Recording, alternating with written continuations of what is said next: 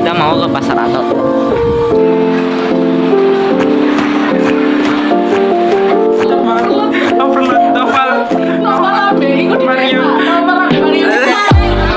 Kita buang mereka. Kalau saya mau coba tapi yang panas boleh. Yang itu, yang loba apa itu?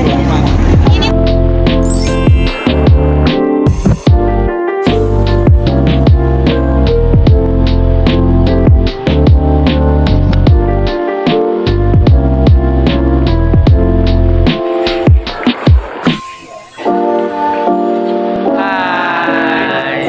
Oke, jadi sekarang kita lagi ada di itu Penel Heritage dan kita akan menguji 6 tempat itu di mana sangat sejarah di kota Surabaya. Dan apakah ada kalian dari kalian? Nah, jadi kira-kira apa aja sih tempat-tempatnya? Nah, jadi stay tune ya guys. Tunggu video kita nanti. Oke, bye bye. Betul tonton sampai habis. Bye.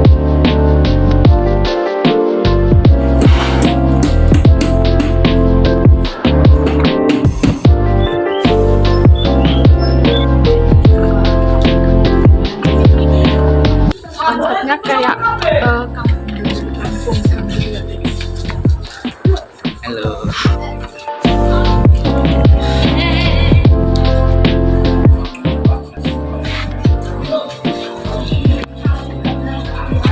Kayak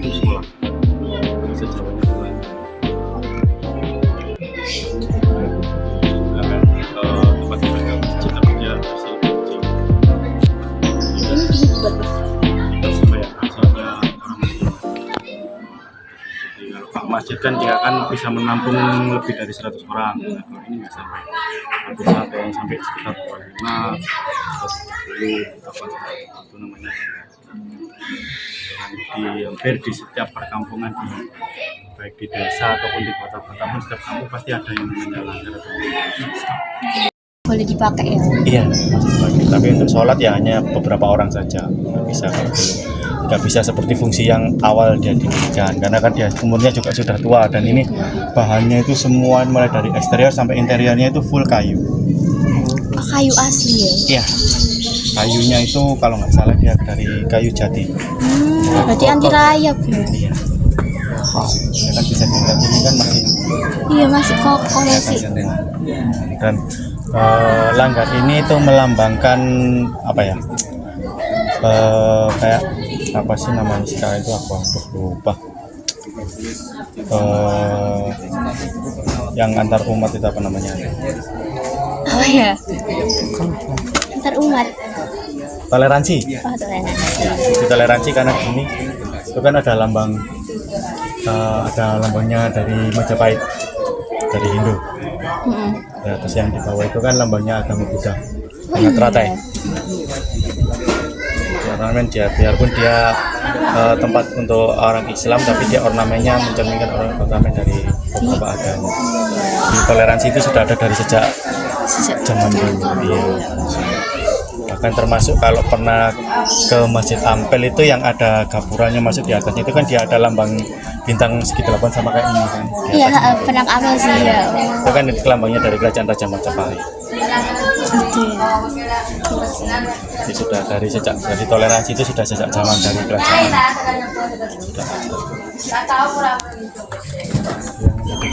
Yang lagi itu adalah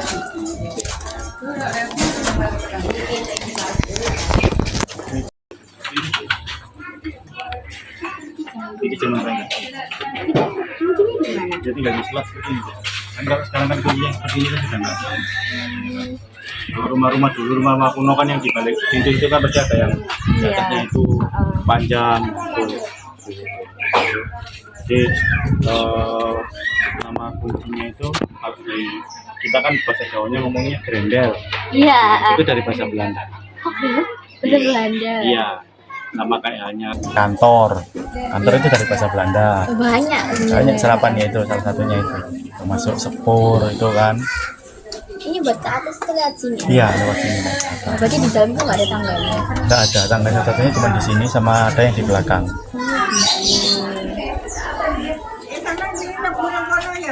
Itu Itu kentongan. Biasa kan kalau di masjid atau di langgar kan pasti pakai beduk. Kalau di sini enggak, gitu, ya pakai kentongan itu karena kan di atas kan dulu kan di sini kan pemukiman masih belum terlalu padat. Jadi di atas itu masih bisa melihat ke arah sekitarnya.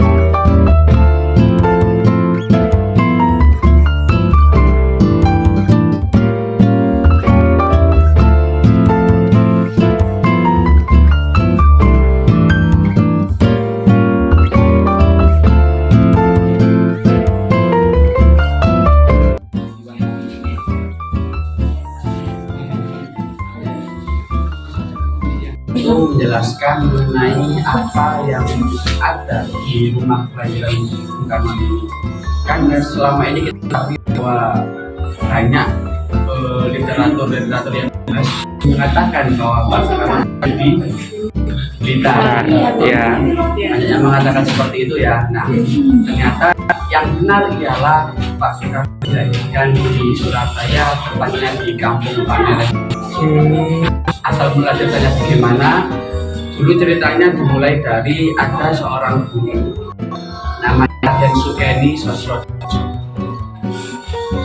Beliau ini secara sejarahnya beliau ini turunan dari salah satu anggota perang dari Pangeran Diponegoro, yang mana saat ketika Pangeran Diponegoro ditangkap oleh Belanda, salah satu prajuritnya ini melarikan diri untuk mengamankan diri dan memilih hidup sederhana, dan dari beliaulah turun sampai ke Raden Sukeni Sosrojo ini.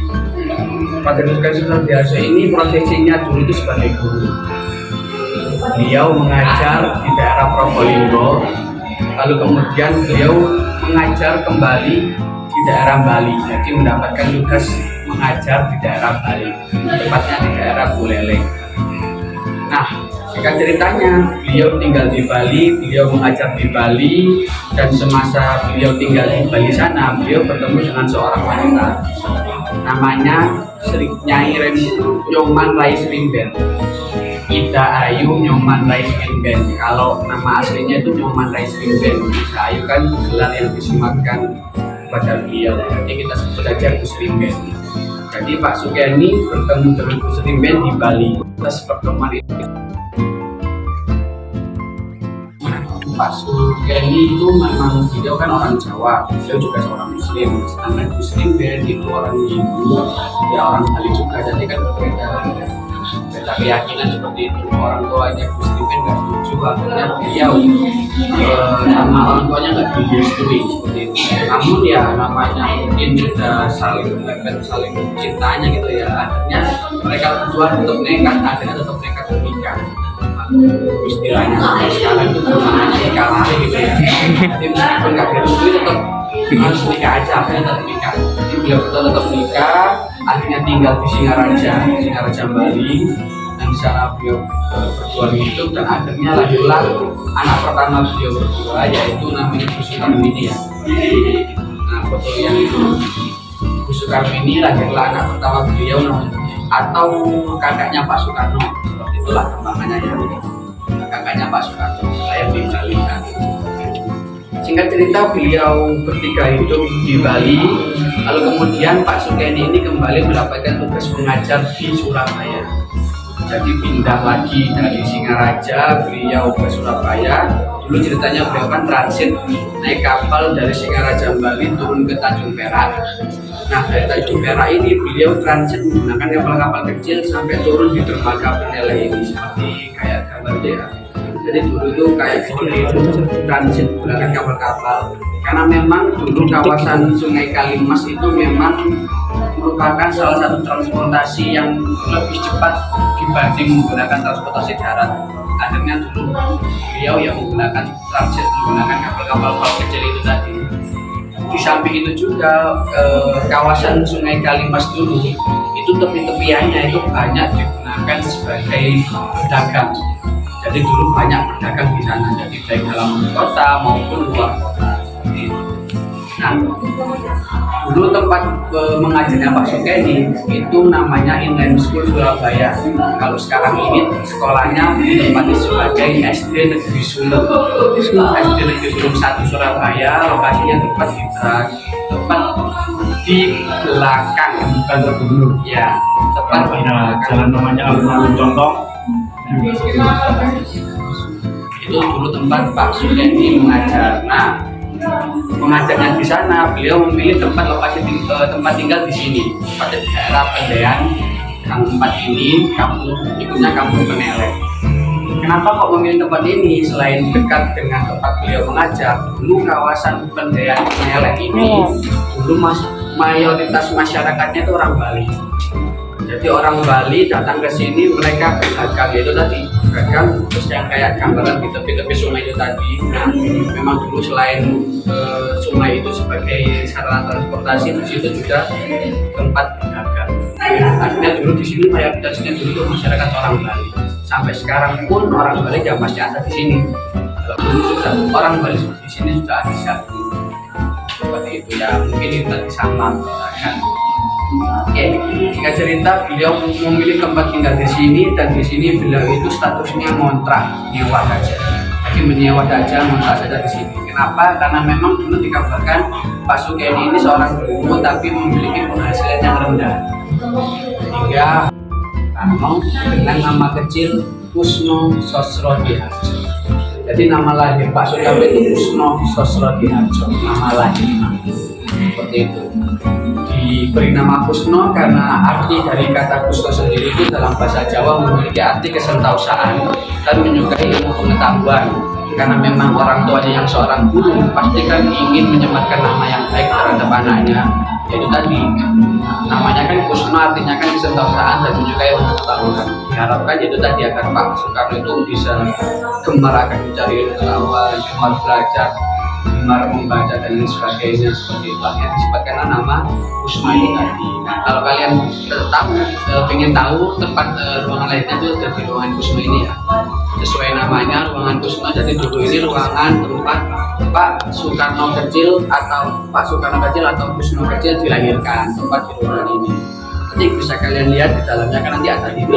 Dulu di tempat di lokasi TV itu tadi dulu itu ada sebuah jendela, yang mana ketika Pak Soekarno lahir saat itu bertepatan dengan mataharinya menyingsing mengenai wajah beliau, mengenai tubuh beliau. Nah, ibunya yang memiliki kepercayaan Hindu kan pasti tahu ya kan, kalian pasti percaya akan dewa-dewa ini tadi.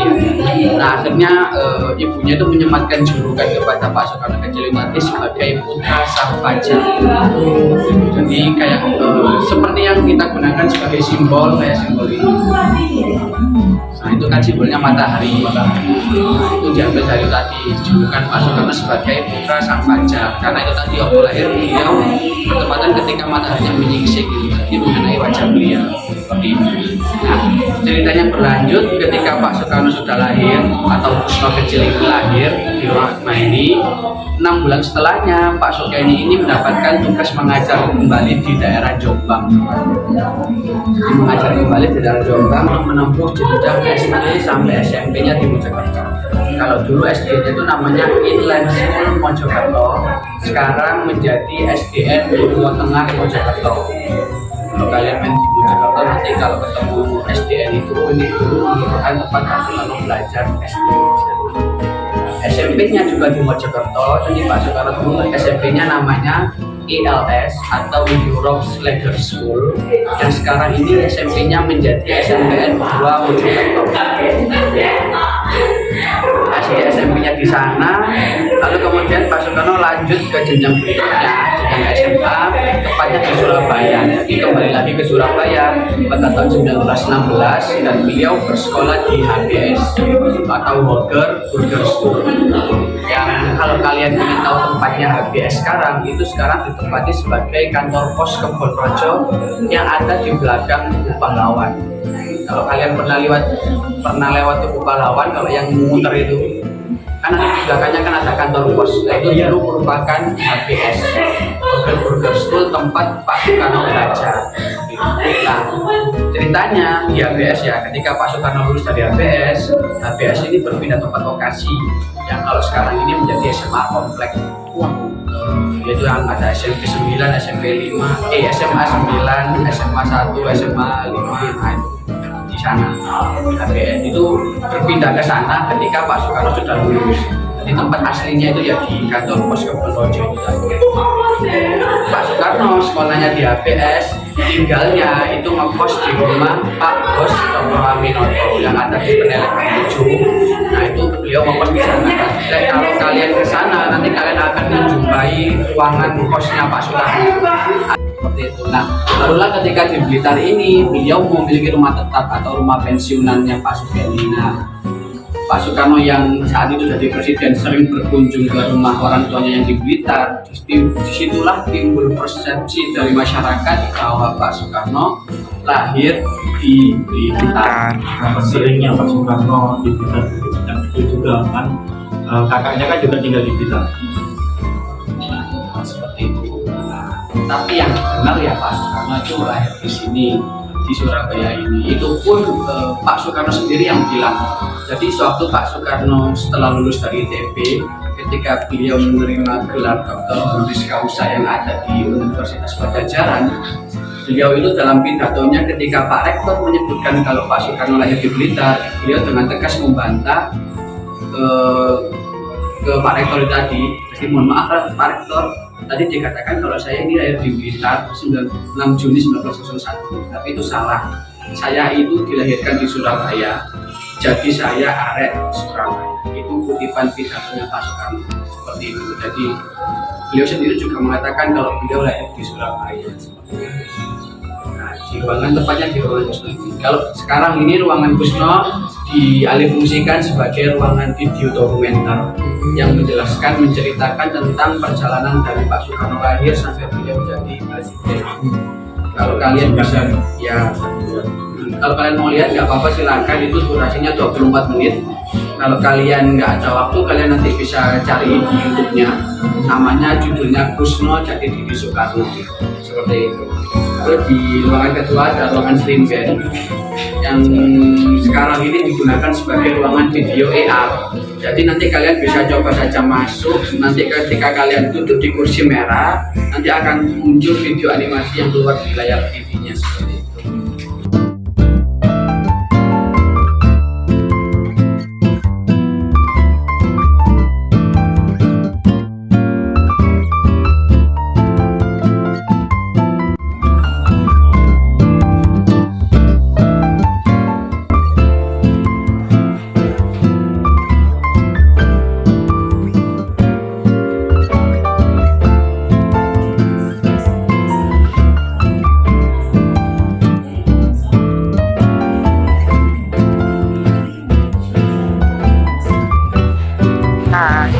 Jadi kita habis dari rumah mana? Rumahnya Sotar. Ya, istri sekarang lahir, terus kita sekarang lanjut ke tempat selanjutnya. Jadi guys,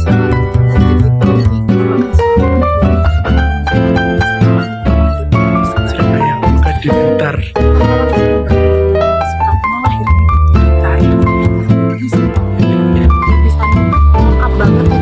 menceritakan Betul. dari Soekarno Sampai dia pernah tuh presiden, bahkan juga ada perjalanan hidupnya waktu dia nikah, sampai dimakamkan juga ada. station ya. Betul. Dan di situ juga bakal ada mas-mas ya, Iya. mas-mas yang bakal ceritain dari sejarah-sejarah Soekarno dari sebelum dia dari orang tuanya menikah sampai Soekarno lahir dan jadi presiden. Lanjut.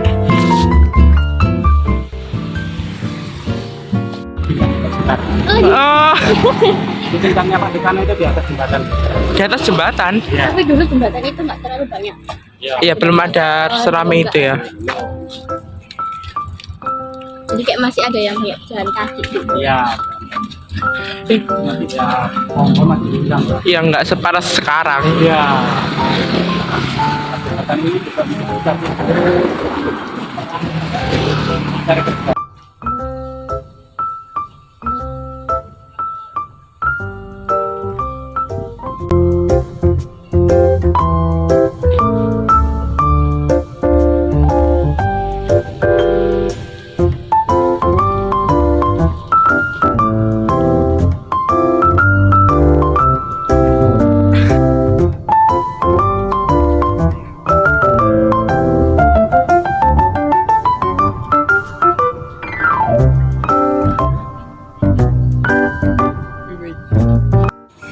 Salah satu yang biasa museum di untuk keterangannya Pak Musim itu dulunya itu lahir dulu pada tanggal 16 Agustus tahun 1982. Kemudian beliau itu sekolah di Austria Magelang. Beliau ini merupakan seorang anak dari negara atau pasangan dari jadi kalau dulu kan bupati itu kan cuma sama negara. Iya. Jangan dulu. Dan kemudian beliau ini menikah dengan Ibu Suhasini dan menjadi juru tulis di Ngawi. Tidak salah menjadi juru tulis di Ngawi. Kemudian beliau merasa kayak tidak bisa meneruskan hal itu dengan kesamaannya itu. Persawanan. Ya, kesamaannya dia itu dia akhirnya pergi ke Surabaya untuk merantau menjadi jurnalis. Dan kemudian juga menjadi pendiri saya bisa ya seperti dokter di tentunya dulu beliau kontrak sendiri. Kemudian istrinya itu juga membangun kos-kosan dengan ibu 6 orang, yaitu ada Pak Alimin, Pak Boso, Pak Soekarno, Pak Kartos Mulyono, dan Pak Simau.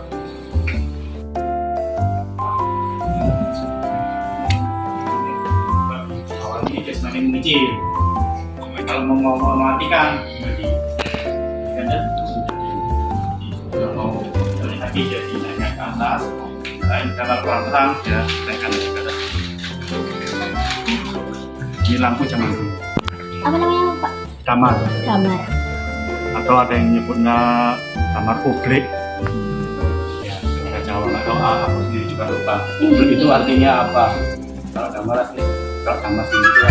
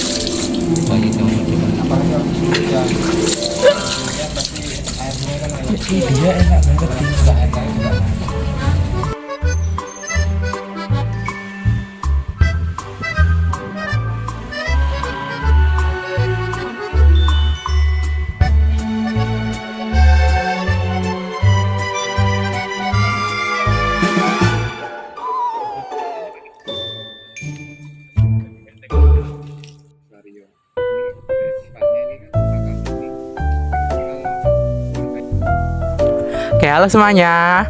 Jadi hari ini kita kunjungan di Peneleh Heritage, ya Peneleh Heritage.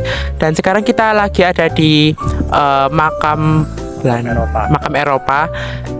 Dan kita akan tanya-tanya sedikit mengenai tentang Peneleh Heritage-nya. Dengan sebelum itu mau perkenalan dulu dengan Kak siapa? Saya Ainul dari Pok Darwis Peneleh. Oke, Kak Ainul, jadi untuk yang pertama kita mau tanya apa? Kira-kira kapan sih wisata Peneleh Heritage ini diresmikan, Pak? Ya, wisata Peneleh Heritage ini diresmikan itu kurang lebih sudah 1 tahun dari tahun kemarin dengan dimulainya Festival Peneleh dan juga JCC saat itu baru resmi dibuka. Seperti itu. Kedua, apa desa ini bisa dijadikan tempat untuk wisata sejarah? Alasannya Ya, gitu, alasannya kok kenapa? bisa dijadikan wisata gitu kira-kira? Iya, kenapa bisa dijadikan destinasi wisata Iya. sejarah? Karena di Peneleh sendiri itu selain banyak peninggalan-peninggalan bangunan kuno zaman Belanda dulu dan juga banyak tempat-tempat yang bersejarah juga. Contohnya salah satunya yaitu rumah kelahiran Bung Karno. Jadi di situ kita jadi bisa tahu sejarah tentang lahirnya Bung Karno itu seperti apa dan juga ada tempat tinggal yaitu tempat tinggalnya Bapak Haji Umar Said Cokro Aminoto, yang dimana tempat tinggalnya beliau itu juga sebagai tempat kosnya Pak Soekarno juga, dan beberapa tokoh-tokoh penting juga pernah berkunjung dan datang ke sana untuk ya sekedar bertamu atau berbagi dan belajar tentang ilmu tentang organisasi dan juga politik seperti itu. Nah, ini. Terus kemudian itu siapa yang meresmikan wisata Peneleh Heritage ini, Kak? Ada yang dari pihak sininya terus itu Ya, yang meresmikan saat itu waktu itu di sini tuh ya dari Pak Lurahnya sendiri langsung dan juga ada perwakilan dari Wali Kota Surabaya saat itu. Dan ya perwakilannya aja, PJ-nya, ya sekdanya ya. saat itu. Oke, terima kasih buat Kak Ainul atas jawabannya, dan jangan lupa juga buat datang ke wisata Peneleh Heritage ini karena di sini kita banyak dapat ya, dan kita juga baru tahu di sini. Apalagi kalau misal kalian juga pakai tour guide-nya, itu bakal menambah banyak informasi gitu. Oke, terima kasih ya Kak. Iku mau. Baik, lihat novel di belakang terus ini di sini. Kita beli air minum. Air mucir. Novel. Tanganmu gratil banget di sini, Novel. Astaga, dia lihat ini banget. Ya, ini kan lapo-lapo gak melu-melu ya. Ya. Mana? Deng main layangan. Ropa.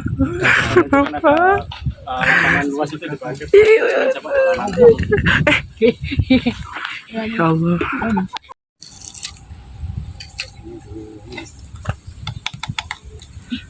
Ya Allah, tangan kecil bang. Letak. Oh ya Allah, ya Allah.